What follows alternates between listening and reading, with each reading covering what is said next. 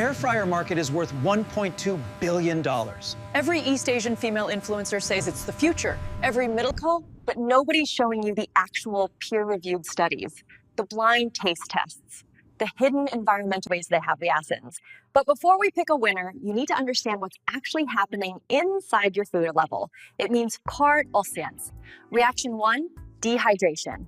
At 300 degrees plus, surface moisture instantly evaporates. When amino acids and sugars collide, they create hundreds of flavor compounds. This is where fried taste comes from.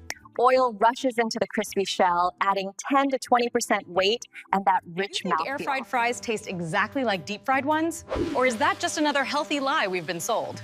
Today, we're settling this. Claims messy, let's get real.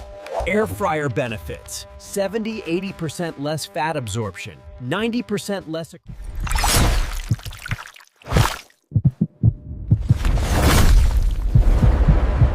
Food absorbs 20% of its weight in pure oil. Air fryers, 80% less. That's not marketing, that's chemistry. You're buying oil constantly, changing it every 6 to 8 uses. Air fryer wins hands down. The basket goes right in the dishwasher. Now the real comparison. Deep fry wins on texture. Richer, more even golden color. That satisfying crunch that echoes. Air fryers use hot air circulation to create crispiness with very little oil. It's cleaner and better for daily use, but sometimes slightly dry.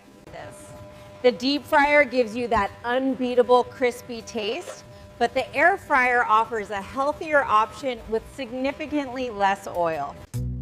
And stir over rice. Hidden, taking here. More wet, sperm stain, flamming.